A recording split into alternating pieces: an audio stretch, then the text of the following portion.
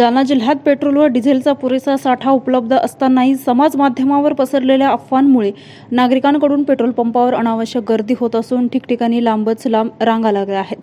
त्यामुळे मागणी व पुरवठा यामध्ये तात्पुरता असमतोल निर्माण झाल्याने प्रशासनाच्या निदर्शनास आले आहे। या पार्श्वभूमीवर सार्वजनिक हित लक्षात घेऊन व इंधनाचा सुरळीत पुरवठा कायम राखण्यासाठी जिल्हा पुरवठा अधिकारी जालना यांनी जीवनावश्यक वस्तू अधिनियम 1955 अंतर्गत प्राप्त अधिकारांचा वापर करून तातडीने निर्बंध लागू केले आहेत। नवीन आदेशानुसार दुचाकी वाहनांसाठी जास्तीत जास्त 200 रुपयापर्यंतच इंधन देण्यात येणार असून 3 चाकी व 4 चाकी वाहनांसाठी ही मर्यादा 2000 रुपये निश्चित करण्यात आली आहे।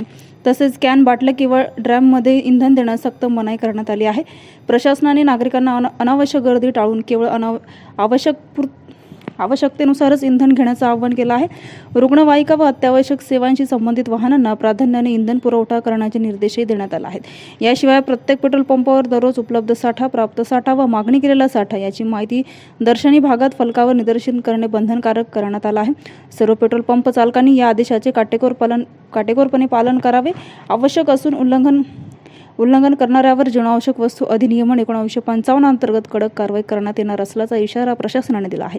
सदर आदेश तात्काळ प्रभावाने लागू करण्यात आला असून पुढील आदेशापर्यंत तो लागू राहणार आहे। आज काय परिस्थिती मॅडम? आज दिवसभरात पेट्रोल पंपावरती पेट्रोल नसल्याबाबत, डिझेल नसल्याबाबतच्या भरपूर तक्रारी प्राप्त झाल्या आहेत। तथापि सर्व पेट्रोल पंपावरती पेट्रोल उपलब्ध आहे, डिझेल उपलब्ध आहे। मी जालना जिल्ह्यामध्ये 126 पेट्रोल पंप आहे। यावर मान्य जिल्हाधिकारी यांच्या निर्देशाप्रमाणे आणि सूचनेप्रमाणे सर्व आम्ही लक्ष ठेवून आहोत आणि सर्व पेट्रोल पंपांवर डिझेल पेट्रोल उपलब्ध आहे।